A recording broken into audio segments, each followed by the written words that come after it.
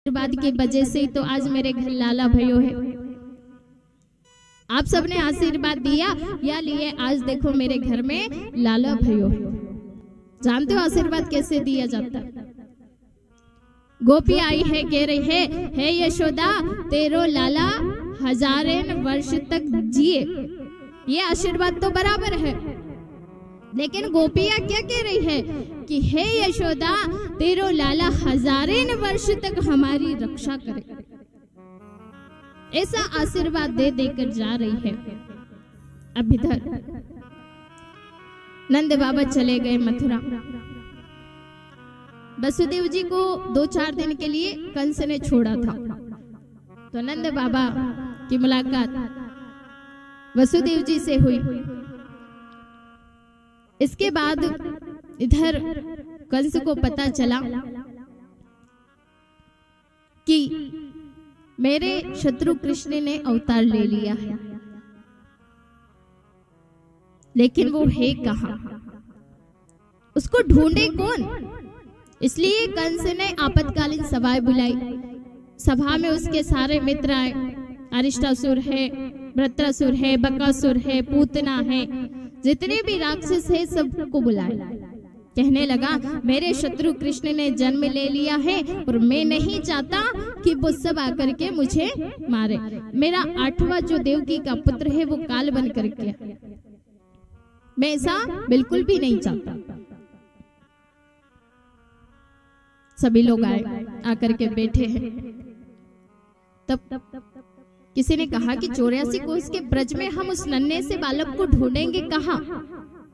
तो सबने निश्चय किया कि जितने भी 84 कोस का जो ब्रज है, इसमें जितने भी बालक है जो 1 महीने के अंदर जन्म लिए हैं, हम सबको मार देंगे। लेकिन मारेंगे कैसे? सबके घर में जाएंगे कैसे? अब घर में घुसने कौन दे राक्षसों को? कौन जाएगा घर में? तो पूतना ने कहा कि मैं जाऊंगी।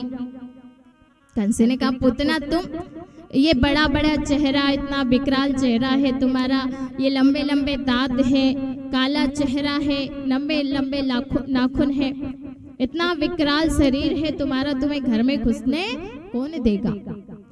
पूतना ने कही नहीं, मैं तो जाऊंगी। और ये जो मेरा काला चेहरा है इस पे मैं सफेद सफेद प्लास्टर चुपड़ लूंगी। आजकल तो सब कुछ हो जाता है। बोले मैं अपना रूप बदल लूंगी, और जो ये मेरे दांत है बड़े बड़े, इनको काट करके छोटा कर लूंगी, नाखूनों को काट लूंगी, और फिर भी मेरे शरीर में कोई परिवर्तन ना दिखे तो घूंघट लगा करके चली जाऊंगी। घूंघट में बड़े बड़े काम आसानी से हो जाते। अब कथा में बैठे भाई लोग तो घूंघट ले नहीं सकते, लेकिन जो माता बहनें हैं, अगर कभी नींद आने लगे तो ऐसा 1.5 हाथ का घूंघट खींचेगी नीचे तक, और ऐसी नींद लगती है 3 घंटे की, ऐसी समाधि लगती है पूछो मत। घर पे मखमल के गद्दे पर भी सोने से नींद नहीं आती, वैसी नींद कथा में आती है। सही है कि गलत है? सही है ना? पर आप लोग नहीं सोते हो, ये तो मुझे पता है। आप लोग बड़े भाव से कथा सुनते हो। घूंघट में बड़े बड़े काम आसानी से हो जाते, और ये जो घूंघट का प्रचलन है हमारे भारत में नहीं था, ये तो जो मुसलमान लोग आए हैं उन्होंने किया।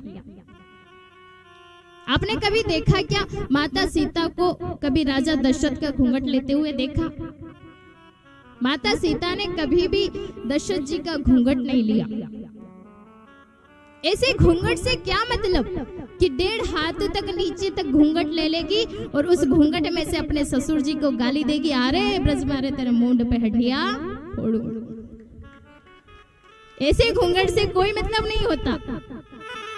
आंखों में शर्म होनी चाहिए, आंखों में लज्जा होनी चाहिए। ऐसे घूंघट से कोई मतलब नहीं होता। अब पूतना ने 1.5 हाथ का नीचे तक घूंघट ले लिया, रूप बदल लिया। अब पूतना गोकुल में जा रही है कृष्ण को मारने के लिए। देखो 7 दिन के भगवान श्री कृष्ण हो गए। भगवान श्री कृष्ण 7 दिन के हो गए और 7 दिन तक उत्सव मनाया गोकुल में।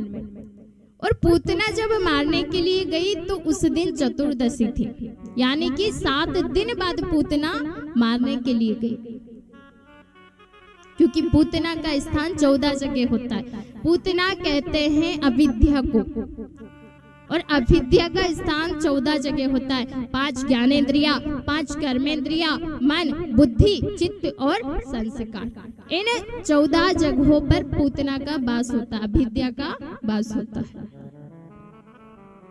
अब पूतना चली गई। ब्रजवासी सब भगवान का उत्सव मना रहे थे। उन्होंने दूर से देखा कि ये घूंघट में पता नहीं कौन है, इतनी लंबी चौड़ी, पता नहीं कौन महिला आई है। किसी ने कहा भैया कोई मैया यशोदा के कोई पहचान वाली होगी, चल जाने दे, कोई बात नहीं। तो पूतना अंदर आ गई। अब अंदर जैसे ही गई, मैया यशोदा ने देखा कि कोई, उन्होंने सोचा कि कोई ब्राह्मणी आई होगी। आज सब ब्रज के लोग आ रहे हैं, इनको पता चली होगी कि मेरे घर में लाला भयो है, तो ये ब्राह्मणी होगी, तो मेरे पुत्र को आशीर्वाद देने के लिए आई है। पूछा कि कहाँ से आई हो? बोले कहीं नहीं, यहीं पास से आ रहे हैं।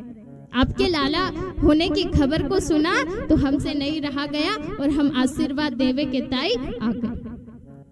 बोले हाँ हाँ, आप सबन के आशीर्वाद से तो मेरो लाला भयो है। बोले ठीक है, आप आशीर्वाद दो, नेक में थोड़ा अतिथि सत्कार करियो, क्योंकि अतिथि सत्कार करना भी जरूरी है। उस पर विश्वास कर लिया और कन्हैया को वहीं पल्ले में डाल दिया और चली गई अतिथि सत्कार करने मैया यशोदा। अब उनको क्या पता कि यह पूतना राक्षसी है। अब पूतना भगवान कृष्ण के पास गई और जैसे ही भगवान कृष्ण ने पूतना को देखा, अपनी आंखें बंद कर ली। आचार्य सुखदेव जी राजा परीक्षित से कहते हैं कि परीक्षित, भगवान श्री कृष्ण ने अपनी आंखें बंद क्यों की? क्योंकि इसके कई भाव हैं। शायद भगवान श्री कृष्ण ने इसलिए अपनी आंखें बंद कर ली क्योंकि भगवान श्री कृष्ण सोच रहे हैं मन में कि पूतना मौसी आई है, अब ये मुझे जहर पिलाएगी और जहर वहर पीना मेरे बस की बात नहीं है। इसलिए आंख बंद करके भगवान शंकर को बुला रहे हैं कि जिस समय समुद्र मंथन हुआ था उस समय भी आपने ही जहर पिया था। अब ये पूतना मौसी मुझे जहर पिलाने आ गई और अब आप ही संभालो। कोई संत इसका ये भाव बताते हैं कि भगवान श्री कृष्ण के दोनों नेत्रों में सूर्य और चंद्रमा का वास है।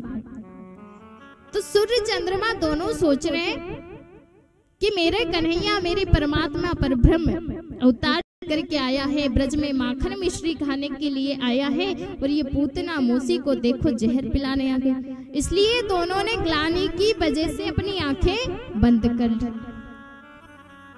कोई संत इसका भाव, भगवान श्री कृष्ण ये सोच रहे कि हे भगवान, अगला राम अवतार लिया था मैंने सूर्यवंश में, तब भी मुझे राक्षसी को मारना पड़ा। सबसे पहले ताड़का मौसी आ गई थी वहां भी, और अब यहाँ पर कृष्ण अवतार लिया तो यहाँ भी सबसे पहले पूतना मौसी आ गई। अब पूतना आई है तो काम तो माँ का करेगी, दूध पिलाएगी मुझे, तो इसको मैं कौन सी मुक्ति दूं, ऐसा भगवान श्री कृष्ण सोच रहे हैं। अब पूतना ने दूध पिलाना आरंभ कर दिया। दूध पिला रही है पूतना। अब जैसे ही भगवान श्री कृष्ण दूध पी रहे हैं, पीते पीते पीते उसके जो प्राण थे उनको अपनी ओर आकर्षित करने लगे। पूतना ने सोची कि 1 मिनट पिएगा, ये मर जाएगा और इसको मैं फिर पालने में छोड़ करके भाग जाऊंगी, मुझे कौन देखेगा। अपने स्तनों में जहर लगा करके आई थी। जैसे ही वहां दूध पिलाने लगी, लेकिन 1 मिनट हुई, 2 मिनट हुई, 3 मिनट हुई, भगवान श्री कृष्ण तो पीते जा रहे हैं, कोई असर ही नहीं हो रहा। पूतना ने कहा ये कैसा बालक है, इसको तो कोई असर ही नहीं हो रहा, कब से जहर पिए जा रहा है। भगवान ने धीरे धीरे पूतना के प्राणों को अपनी ओर आकर्षित कर लिया और जब पूतना की श्वास बंद होने लगी तो पूतना जोर जोर से चिल्लाने लगी कि छोड़ो कन्हैया, छोड़ो छोड़ो छोड़ो छोड़ो। 7 दिन का कन्हैया बोल पड़ा, बोले मौसी जी हम पे तो छोड़वो नहीं आवे, हम पे तो पकड़वो ही आवे, अब तो आपको ठिकाने लगा के ही छोड़ेंगे। भगवान कृष्ण ने उसको प्राणों का आकर्षित कर लिया, पूतना के प्राण निकल गए और पूतना ने एक विकराल रूप अपना बना लिया, विकराल शरीर बना लिया और वहां पर गिर गई नीचे। पूतना के नीचे जब वहां गिरी तो ना जाने कितने पेड़ पौधे उसके नीचे दब गए। एक संत बड़ा सुंदर भाव कहते हैं कि जब पूतना मरी तो उसके पाम गिरे पैगाम में जाके, हाथ गिरे हाथरस में जाके, कान गिरे कानपुर में जाके। इस प्रकार 6 कोस की बात श्रीमद् भागवत में बताई गई है कि जब पूतना का शरीर गिरा तो 6 किलोमीटर का हो गया था। पूतना का उद्धार कर दिया। अब जैसे ही पूतना गिरी तो उसकी गिरने की आवाज को सुन करके जितने भी ब्रजवासी सब दौड़ करके आए, मैया यशोदा दौड़ करके आई तो देखा कि विकराल रूप पूतना का, पूतना जमीन पर पड़ी हुई है, उसके वृक्ष स्थल पर भगवान श्री कृष्ण बैठे हुए। मैया यशोदा ने जाकर के भगवान को उठाया, कृष्ण को उठाया, उठा करके घर लेकर के आ गई। अब जितनी भी गोपियां थी कहने लगी यशोदा तूने ये क्या किया, एक राक्षसी को अपना पुत्र दे दिया। अब माताओं का पुराण अलग से होता है, उसको कहते हैं वात्सल्य पुराण। तो जितनी भी ब्रजवासी की, ब्रज में जितनी भी गोपियां थी सब वहां पर थे। इससे पहले से भगवान का उत्सव मना रहे थे तो भगवान की नजर उतारने के लिए उन्होंने गाय की धूल को भगवान श्री कृष्ण के मस्तक पर लगाया, उनके पेट में लगाया। और एक बूढ़ी जो थी, एक मैया थी, उनका नाम था पूर्णमासी पुरोहितानी। वो आई, आकर के गाय की पूंछ से लाला को झाड़ा दे रही है। कीड़ंतम पातु गोविंदम सैनम पातु माधवम। सोते हुए लाला की रक्षा गोविंद करे, खेलते हुए लाला की रक्षा माधव करे। भगवान गोद में लेटे लेटे हंस रहे, अच्छा नाम भी मेरा और झाड़ा भी मुझे ही दे रही है। कहू कहा लगी नाम बढ़ाई, नाम न सकही राम गुण गाई।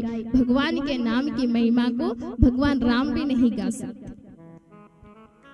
इतना सुंदर भाव है भगवान के नाम की महिमा का।